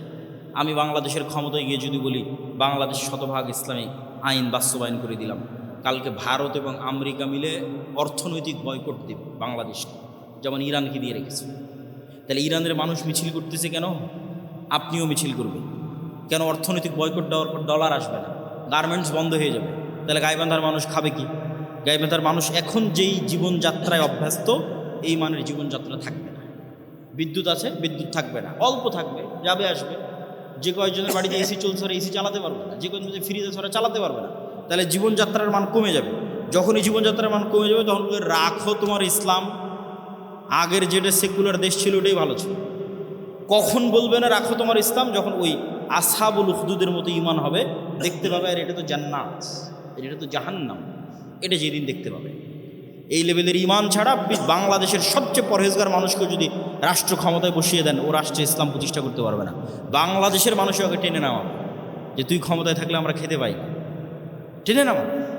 কিন্তু যখন মনে করবে যে আমি খেতে পাচ্ছি না, এটাই কোরআনের ওই আয়াত, আম হাসিবতুম আন তাদখুলুল জান্নাহ ওয়ালাম্মা ইয়াতিকুম মাসালুল লাযীনা খালাউ মিন ক্বাবলিকুম মাসাতহুমুল বাসা ওয়াদ দাররা ওয়া যুলজিলু হাত্তা ইয়াকুলার রাসূল ওয়াল লাযীনা আমানু মাআহু মাতা নাসরুল্লাহ। দুনিয়ার মানুষ, জান্নাত কি তোমাদের নানির বাড়ি? জান্নাত কি তোমাদের মামার বাড়ি? আল্লাহ বলছেন আম হাসিবতুম আন তাদখুলুল জান্নাহ, মনে করে নিলার জান্নাতে চলে গেলা, অথচ তোমাদের অতীতে যারা চলে গেছে তারা যে পরিমাণ কষ্ট সহ্য করেছে, তারা যে পরিমাণ আল্লাহর পরীক্ষার মুখোমুখি হয়েছে, সেই পরিমাণ পরীক্ষা দুঃখ কষ্ট তোমরা কিছুই ভোগ করনি। চোখ বন্ধ করলে আপনি দেখতে পাচ্ছেন যে কবরে কি হয়, জান্নাতে কি হয়। এটা দেখাও সহজ। দু একটা সহজ বুদ্ধি বলে দিই, কেমনে দেখতে পাবে। আল্লাহ প্রত্যেক স্তরে পরের স্তরের আলামত দিয়ে রেখেছে। আমরা এখন দুনিয়ার স্তরে আছি, এর পরের স্তর কবরের স্তর। তো প্রত্যেক দিন দুনিয়াতে আমরা কবর দেখতে পাই, আল্লাহ দেখার ব্যবস্থা করে দিয়েছে। সেটা হচ্ছে ঘুম। আপনি যখন ঘুমাতে যান তখন দোয়া পড়েন, আল্লাহুম্মা বিইসমিকা আমুতু ওয়া আহইয়া, আল্লাহ তোমার নামে ঘুমাতে যাচ্ছি জি না। যদি হতো আল্লাহ তোমার নামে ঘুমাতে যাচ্ছি, তাহলে আরবি হতো আল্লাহুম্মা বিইসমিকা আনামু ওয়া আইকাজ। তাওহীদ ভাই আছে, বুঝতে পারতেছে, আরও যারা আরবি বুঝবে তারা বুঝতে পারবে। তাহলে তখন দোয়ার অর্থ কি হবে? যে আল্লাহ তোমার নামে ঘুমাতে যাচ্ছি, তোমার নামে ঘুম থেকে উঠবো। কিন্তু আল্লাহ দোয়া বানিয়েছে আল্লাহুম্মা বিইসমিকা আমুতু, আল্লাহ তোমার নামে মরতে যাচ্ছি, ওয়া আহিয়া, তোমার নামে মরা থেকে জীবিত হব। এবার সকালবেলা কি দোয়া শিখিয়েছে? আলহামদুলিল্লাহ ইল্লাযী আহিয়ানা বাদামা আমাতানা। কি আশ্চর্য! বলে আল্লাহ মরে গেছিলাম রাতের বেলা, মরা থেকে এখন জীবিত হলাম। বাদামা আমাতানা, মৃত্যুর পর। আল্লাহ রাতে মৃত্যু সংগঠিত হয়ে গেছিল, মৃত্যুর পর সকালবেলা তুমি জীবিত করে দিয়েছি। এটা হলো দোয়া। তাহলে প্রত্যেক দিন আমরা কবরে যাচ্ছি, প্রতি রাতে যখনই ঘুমাই তখনই কবরে যাই। ওটাই বারজাখের জীবন। বারজাখী জীবন ওই রকমই, কাছাকাছি। সেটার স্বাদ আল্লাহ সুবহানাহু ওয়া তাআলা দেন। যদিও রুহের পার্থক্য ভেদে বারজাখী জীবনে এক একজনের এক এক রকম হবে। যেমন যারা শহীদের রুহ, এরা পাখি হিসেবে জান্নাতে উড়বে, তাদের খাবারের ব্যবস্থা থাকবে। যারা শহীদের রুহের চাইতে উপরের লেভেলের রুহ, তারা আল্লাহর আরশে ঝুলন্ত থাকবে, বাতির মতো, আলোক বাতির মতো আল্লাহর আরশে ঝুলন্ত থাকবে। যারা তাদের চেয়েতেও টপ লেভেলের রুহ, নবীদের রুহ, তো নবীরা আরও টপ লেভেলের লাইভ জীবনযাপন করবে বারজাখে, লাইভ জীবনযাপন বারজাখে। মুসা আলাইহিস সালামের সাথে সাক্ষাৎ হচ্ছে, মসজিদে আকসায় নামাজ পড়তেছে মুহাম্মদ সাল্লাল্লাহু আলাইহি ওয়াসাল্লামের পিছনে, ইব্রাহিম আলাইহিস সালামের সাথে সাক্ষাৎ হচ্ছে। সবাই তো মরে গেছে, সবাই তো বারজাখী জীবনে আছে, কিন্তু নবীদের রুহ আরও আপার কোয়ালিটি, ওদের বারজাখী জীবনের ধরন আরও ভিন্ন, আরেকটু লাইভ। আর সাধারণ মুসলমানের রুহ ইল্লিয়িনে থাকবে যদি মুমিন হয়, আর কাফের, মুশরিক, ফাসিক, মুনাফিক হলে সিজ্জিনে থাকবে। এবার যখন চলে গেছে ইল্লিয়িনে, যখন চলে গেছে বারজাখী জীবনে, ওখান থেকে এবার জাহান্নাম দেখা যাবে প্রতিদিন, ওখান থেকে এবার জান্নাত দেখা যাবে প্রতিদিন। যেমন দুনিয়াতে প্রতিদিন কবর দেখা যাচ্ছে, প্রতিদিন ঘুমাচ্ছি, প্রতিদিন কবরে যাচ্ছি। এবার যখন কবরে চলে যাব, মানে চিরন্তন ঘুমে চলে যাব, তখন প্রতিদিন জান্নাত দেখব, জাহান্নাম দেখব। যে জাহান্নামের অধিকারী সে জাহান্নাম দেখবে, যে জান্নাতের অধিকারী ওই জান্নাত দেখবে। এবার কিয়ামত হওয়ার পর তখন সেখানে বাস্তবে প্রবেশ করবে। সম্মানিত উপস্থিতি, বারজাখী জীবন। ঠিক কিয়ামতকে ভিজুয়ালাইজ করতে পারতে হবে, জান্নাতকে ভিজুয়ালাইজ দেখতে চোখ বন্ধ করলে যেন জান্নাত দেখা যায়। আপনার কাছে চিরন্তন চিরস্থায়ী আনন্দ কোনটা? আজকে আপনার বাপ মা ভাই বোন সবার সাথে বিচ্ছেদ হয়ে গেল, আপনার বাবা মারা গেছে, দাদা মারা গেছে, তাদের সাথে আর জীবনে কোনো দিন দেখা হবে না, এটা অনেক কষ্টের। আর যদি মনে করেন না, আবারও এই গাইবান্ধা, এই শাখাহাতি, এই বালুয়ার গ্রামে যদি আমার বাবা মা ভাই বোন সবাইকে নিয়ে একসাথে থাকতে পারতাম, বিশাল বাড়ি হতো, আর যদি কোনোদিন মৃত্যু না হতো, সবাই যদি একসাথে মিলেমিশে আনন্দে কাটাতে পারতাম, তাহলে এই স্বপ্ন জান্নাতে পূরণ হবে। তাহলে জান্নাতে আসল জীবন, দুনিয়ার জীবন জীবন নয়। আমরা এই যে ঢাকা থেকে রওনা দিয়ে আপনার এই শাখাহাতিতে যতক্ষণ অপেক্ষা করতেছি, রুহের জগৎ থেকে সফর শুরু হয়ে জান্নাতে যাওয়া পর্যন্ত দুনিয়ার সময় অতটুকু। আমি এই যে আধা ঘন্টা আগে এসেছি, আর আধা ঘন্টা পর এখান থেকে বের হয়ে যাবো, 1 ঘন্টা সময় যতটুকু, রুহের জগৎ থেকে সফর শুরু হয়ে জান্নাতে যাওয়ার পর্যন্ত এই দুনিয়ার 60 বছরের জীবন ততটুকু, বাস্তবেও ততটুকু। কিয়ামতের মাঠে মানুষ উঠে বলবে, আরে দুনিয়াতে তো আমরা একদিন ছিলাম। বাস্তবেও আপনি এখন কল্পনা করে দেখেন যে আপনার গত 30 বছর চোখের পলকে পার হয়ে গেছে। মনে হবে আরে কয়দিন ছিলাম আমি দুনিয়াতে। ঠিক যখন মরার সময় কাছে চলে আসবে 60 বছর, তখনও মনে হবে আরে 2-1 দিনের মধ্যে সময় তো পার হয়ে গেল। এই একই অনুভূতি কিয়ামতের মাঠে যখন উঠবেন, তখন দুনিয়াতে তো ছিলামই না, 1 দিন কি 2 দিন ছিলাম দুনিয়াতে। এটাই আল্লাহ বলেছে দুনিয়ার জীবন 1 ঘন্টার সমান, আধা ঘন্টার সমান। শুধু ধৈর্য ধরলেই হয়, একটু ধৈর্য ধারণ করলেই হয়। আল্লাহ সুবহানাহু ওয়া তাআলার কাছে পৌঁছার জন্য প্রস্তুত থাকার চেষ্টা করতে হবে। ঈমান বিল গায়বি ইয়াকিন, এটা ছাড়া মুসলমানদের মুক্তি হবে। আর 2টা কাজ করতে হবে মুসলমানদেরকে। টাকা ইনকাম করার কথা বলেছি, আরও 2টা কাজ আছে। 1, নেতা হওয়ার জন্য 2টা শর্ত পূরণ করতে হবে। সত্যবাদিতা, ন্যায়পরায়ণতার শর্ত, শিক্ষা এবং জ্ঞানের শর্ত। বুঝেন, আল্লাহ সুবহানাহু ওয়া তাআলা এই পৃথিবীকে যেই ফাংশনের উপর ডেভেলপ করেছে, এই ফাংশন সবার জন্য সমান। এই যে মোবাইল, এই মোবাইলের যেখানে চাপ দিলে লাইট জ্বলবে, এখানে যদি আমি চাপ দিই তাও লাইট জ্বলবে। এখানে ডোম, চামার, ম্যাথর, মুচি, হিন্দু, বৌদ্ধ, খ্রিস্টান যে চাপ দেয় তাও লাইট জ্বলবে, কেননা ওটা ওইভাবেই ফাংশন করা আছে। তো আল্লাহ এই পৃথিবীকে কিছু সিস্টেমের উপর ডেভেলপ করেছে। এখানে কিছু বাটন আছে, যেই সমস্ত বাটনে চাপ দিলে পরের রেজাল্ট বের হয়ে আসে। তো আল্লাহ তার নিজের তৈরি করা নিয়ম ভাঙ্গে না, খুব কম ভাঙ্গে। আল্লাহ আগুনকে তৈরি করেছে পুড়ানোর জন্য।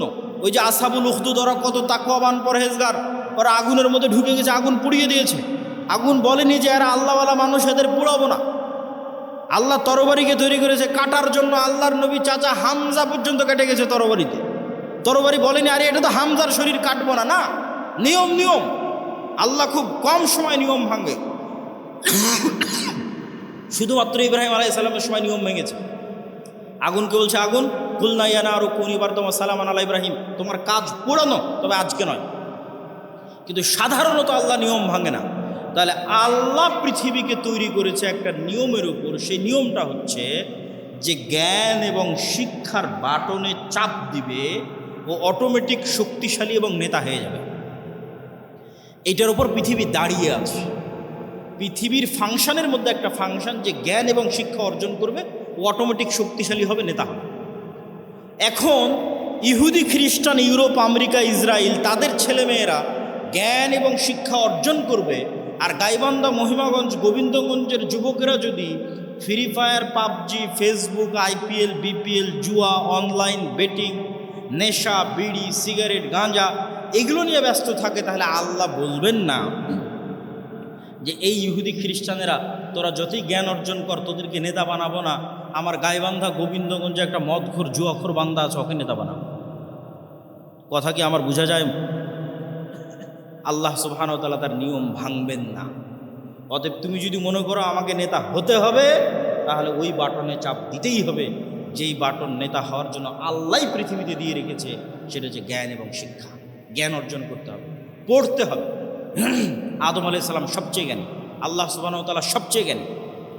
জ্ঞান আল্লাহর বৈশিষ্ট্য, জ্ঞান আদম আলাইহিস সালামের বৈশিষ্ট্য। তলুতকে নেতা বানানো হয়েছে জ্ঞানের কারণে। অতএব যুবক সমাজ তোমাদের জ্ঞান অর্জন করতে হবে। তারপরের পয়েন্ট কি? ন্যায়পরায়ণতা, সত্যবাদিতা। বানু ইসরাইলের ইতিহাস বহু বক্তব্যে আমি আলোচনা করেছি। বানু ইসরাইলের ইতিহাসের সামারি কি? নবীর সন্তানেরা কিভাবে গোলাম হয়ে গেল, গোলাম হওয়ার কারণে কি কি বিকৃতি আসলো। এই যে এক্ষুনি ইউসুফ আলাইহিস সালামের গল্প বললাম, ইব্রাহিম, ইসহাক, ইয়াকুব, ইউসুফ তাদের ছেলেরাই বানু ইসরাইল। এরা ফেরাউনের গোলাম হয়ে গেল, 300 বছর গোলাম থাকলো। গোলাম হওয়ার পর মুসা আলাইহিস সালাম এসে এদের বাঁচালো। বাঁচানোর পর গোলামির কারণে কি কি পরিবর্তন হলো নবীর ছেলেদের। ইব্রাহিমের ছেলেদের কি কি পরিবর্তন আসলো গোলামির কারণে। আল্লাহ বলছেন যাও যুদ্ধ করতে হবে জেরুজালেমে। নবীর ছেলেরা কি বলে? ইযহাব আনতা ওয়া রাব্বুকা ফাকাতিলা, তুমি আর তোমার আল্লাহ গিয়ে যুদ্ধ করো। তারা ইব্রাহিম আলাইহিস সালামের ছেলে। আল্লাহ বলছেন এটা তাওরাত, ঈমান আনো। নবীর ছেলেরা কি বলছে? লান নুমিনা লাকা হাত্তা নারাল্লাহ জাহরাতান, যতক্ষণ তোমার আল্লাহকে সচক্ষে না দেখছো ততক্ষণ ঈমান আনবো না। আরে তুই তো এখনই দেখলি যে ফেরাউন ডুবে মরল, আর কি দেখা লাগবে? এখনই ওর চোখের সামনে ফেরাউন ডুবে মরেছে। ফেরাউন ওদের উপর জুলুম করতো, সমুদ্রে ফেড়ে রাস্তা তৈরি হয়ে গেছে। এরা এখন এসে বলে যে আল্লাহকে না দেখলে ঈমান আনবো না। তাহলে কেমনে নবীর ছেলেদের স্বভাব এরকম হয়ে গেল? আল্লাহ বললেন আসমান থেকে খাবার আসবে, মান্না এবং সালোয়া। মান্না সালোয়া কি? মাশরুম। যেই মাশরুমের 1 কেজির দাম 4 থেকে 5 লক্ষ টাকা আজকের বাজারে। আর বিশেষ এক প্রকার কোয়েল পাখির মতো ছোট সুস্বাদু পাখির গোস্ত জান্নাত থেকে আসতো। তারা বলল লান নাসবিরা আলা তুআমিন ওয়াহিদ, এই এক খাবার প্রত্যেক দিন ভালো লাগে না মুসা, তোমার আল্লাহকে বলো এই মরুভূমির বালুর মধ্যে পেঁয়াজ রসুন বের করে দিতে, ডাল চাউল বের করে দিতে মরুভূমির বালুর মধ্যে। আল্লাহ বললেন মরুভূমির বালুতে হবে না, জেরুজালেম ফিলিস্তিন আছে, যুদ্ধ করে বিজয় করো। এদেরা যখন যুদ্ধ করে বিজয় করলো না, এদের উপর গজব আসলো 40 বছর। শুধু নবীর ছেলেদের অবস্থা দেখে, গোলামির কারণে কীরকম হয়ে গেছে তাদের অবস্থা। 40 বছর পাগলের মতো ঘোরার পর ইউশা বিন নুনের হাতে তওবা ইস্তেগফার করে এরা যুদ্ধ করেছে। লম্বা ঘটনা।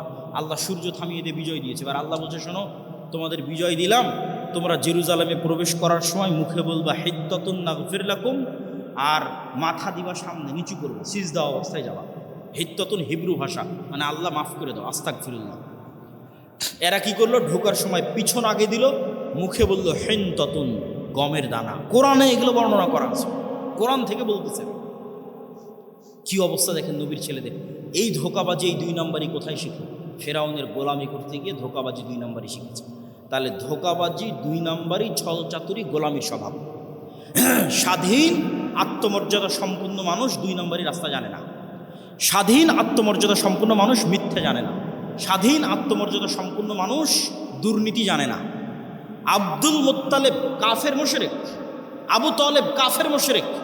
ইতিহাস খুঁজে দেন যে আব্দুল মুত্তালেব দুর্নীতিগ্রস্ত। ইতিহাস খুঁজে নিয়ে আসেন, ইতিহাস খুঁজে নিয়ে আসেন। মুহাম্মদ সাল্লাল্লাহু আলাইহি ওয়াসাল্লামের চাচা আবু তালেব 2 নাম্বার মিথ্যুক। কঠিন আছে, খুঁজে নিয়ে আসা কঠিন আছে। কেন আব্দুল মুত্তালেব আবু তালেব এরা কাফের মুশরিক হলো ইসমাইলের সন্তান। বানু ইসরাইল ইসহাকের সন্তান, ইব্রাহিমের এক ছেলে ইসহাকের সন্তান, আর এরা ইব্রাহিমের আর এক ছেলে ইসমাইলের সন্তান। আল্লাহর দয়ায় ইসমাইলের ছেলেরা কোনোদিন কারো গোলাম ছিল না। কেন গোলাম ছিল না? আরে মক্কাতে না আছে পানি, না আছে নদী, না আছে সমুদ্র, না আছে ফল ফসল, কি আছে মক্কায় যে কে এসে মক্কা দখল করবে? কেউ মক্কা দখল করে। আব্রাহা একবার চেয়েছিল যে এখানে কেন মানুষ ইবাদত করতে যায়, আমি ইয়েমেনে ইবাদতের ঘর তৈরি করব, আমার এখানে ইবাদত করতে আসবে। তো ওখানে মানুষ ইবাদত করতে যায়নি, তো কাবা ঘর ভাঙতে গেছিল আব্রাহা একবার। তা বাদে কেউ ইসমাইলের সন্তানদেরকে কেউ গোলাম বানায়নি। এই জন্য ইসমাইলের সন্তানেরা অধিকাংশই, 2-1 জনের কথা বলা যাবে না, অধিকাংশই জন্মগত মিথ্যা ধোঁকা জানত।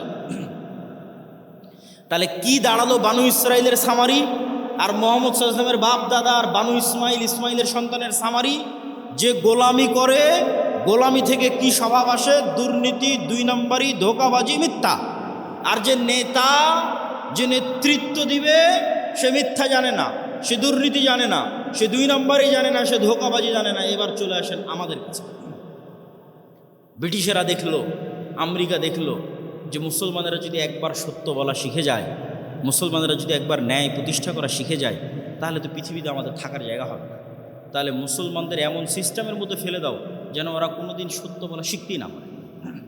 মুসলমানদের একটা নেতাও যেন সত্যবাদী, ন্যায়পরায়ণ না হয়। তাহলে কি দিতে হবে? গণতন্ত্র। কেমনে গণতন্ত্র, কেমনে গোলাম তৈরি করে? গণতন্ত্র এমন এক সিস্টেম যেখানে এক দলের নেতা আর এক দলের নেতার বিরুদ্ধে বলবে তো বলবেই, একই আসনের মনোনয়ন প্রার্থী একই দলের, আর বাকি মনোনয়ন প্রার্থীগুলোর বিরুদ্ধে যদি 2 নম্বরই না করে, মিথ্যা না বলে, টাকা পয়সার লেনদেন না করে, লিয়াজু লবি মেনটেন না করে, তাহলে মনোনয়নই নিয়ে আসতে পারবে না। বাস্তব মাঠের পরীক্ষা। আর ইশতেহারে দল নিজেও জানে বাস্তবায়ন করতে পারবে না, মিথ্যা ওয়াদা দিবে। মিথ্যা না বলা শিখলে ভোট পাবে না। আর যারা ভোটার, সেও মিথ্যা ওয়াদা দিবে। যত এমপি প্রার্থী আসবে, হ্যাঁ ভাই আপনাকে ভোট দেবো, 500-1000 টাকা,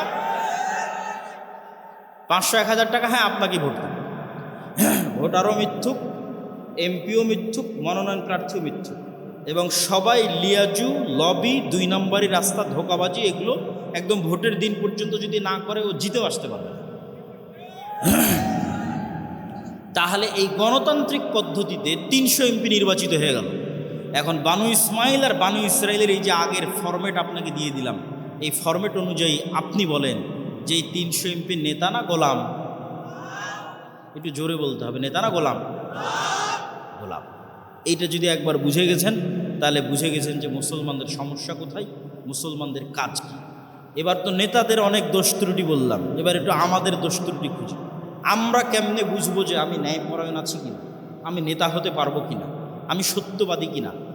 দেখেন, দেশ ঠিক করতে ওসি, ডিসি, এসপি, মন্ত্রী, সচিবালয়ে যারা থাকে এরাই আসল। ক্ষমতায় ডক্টর ইউনূস 2 বছরের জন্য, আগের সরকার 16 বছরের জন্য, নতুন যারা আসবে 5 বছরের জন্য। কিন্তু এই আর্মি, পুলিশ, কোর্ট, জজ, সচিবালয়ে যারা আছে এদের কারো চাকরি যায়নি, এরাই থাকবে। তো এরা যদি বলে যে আমরা আজ থেকে দুর্নীতি করবো না, আজ থেকে সত্যবাদী, আজ থেকে ন্যায়পরায়ণ, তো দেশে তো 80% ইসলাম কায়েম হয়ে যাবে। ইসলাম কায়েম হওয়া মানে কি, এটাও বুঝতে হবে।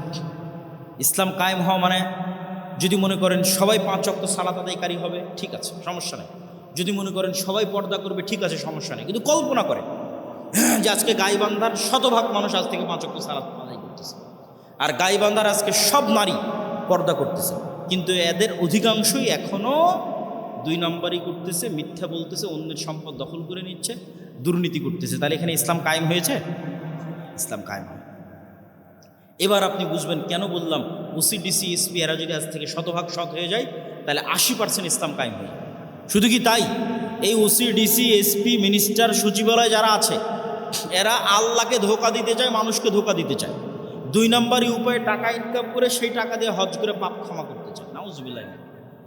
এই পাগলদেরকে কে বুঝাবে যে তুমি যে অবৈধ টাকা দিয়ে হজ করছো ওটা তো কবুল হয়নি, কোনো সমস্যা নাই।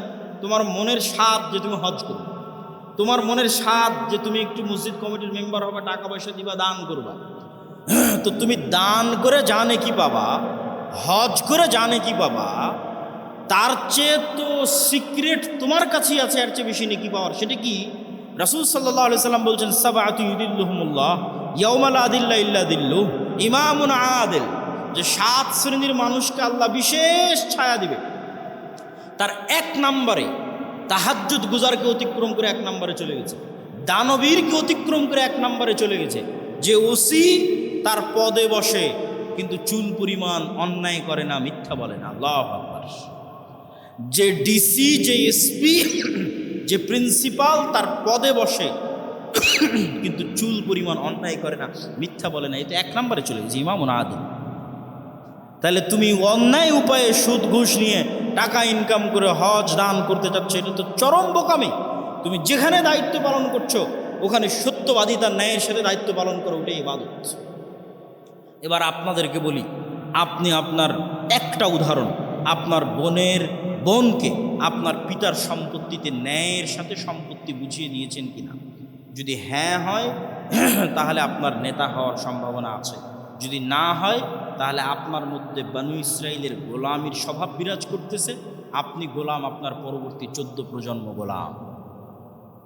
নেতা হতে চাইলে আগে নিজেকে ন্যায়পরায়ণ হতে হবে, যে না, আমার বাবা যা জমি দিয়ে গেছে আমি আজকেই ন্যায়ের ভিত্তিতে আমার বোন যা পায় সেটা আমি বুঝিয়ে দেব।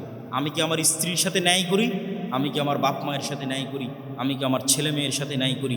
এইভাবে যখন ন্যায় প্রতিষ্ঠার চ্যালেঞ্জে আন্দোলন তৈরি হবে যে আমরা ন্যায় প্রতিষ্ঠা করব সমাজের রুট লেভেল থেকে টপ লেভেল পর্যন্ত, এমনি রাষ্ট্রে ইসলাম কায়েম হয়ে যাবে, 80% ইসলাম কায়েম হয়ে যাবে এবং এরাই নেতা হবে। এখান থেকে নেতৃত্বের শুরু হবে। ওসমান হাদি, যাকে গুলি করে হত্যা করা হয়েছে, সে নির্বাচিত কোনো এমপিও নয়, সে বড় কোনো দলের নেতাও নয়, তার কোনো লাখ লাখ কর্মী বাহিনীও নয়, তাহলে তাকে গুলি করে হত্যা করা হলো কেন? এইটার ক্ষমতা, এটা দেখে আপনি বুঝবেন যে সত্যবাদিতার ন্যায়পরায়ণতার ক্ষমতা কী। সত্যবাদিতা এবং ন্যায়পরায়ণতা থাকলে মানুষ যে আসল নেতা হয়, মানুষ যে প্রকৃত নেতা হয়, তার প্রমাণ হচ্ছে ওসমান হাদি। এই রকম যুবক লাগবে। আজকের বক্তব্যে যতগুলো পয়েন্ট তুলে ধরেছি, একটা একটা করে পয়েন্ট আপনারা মিলান। 1 নাম্বার, যার ঈমান বিল গায়বে ইয়াকিন আছে। 2 নাম্বার, যার শতভাগ তাওহীদ আছে। 3 নাম্বার, যে টাকা পয়সায় গরিব ফকির নয়, ব্যবসায়ী। 4 নাম্বার, যে জ্ঞানে ভালো জ্ঞান, উচ্চ ডিগ্রি জ্ঞান অর্জন করে এসেছে। 5 নাম্বার, যে সত্যবাদী ন্যায়পরায়ণ, জ্ঞানকে বিক্রি করে না, টাকাকে অন্যায় উপায়ে লাগায় না। এই রকম যদি 500 যুবকও তৈরি হয়, তাহলে এই 500 যুবকই বিপ্লব তৈরি করে ফেলতে পারবে, শুধু বাংলাদেশে নয়, সারা পৃথিবীতে।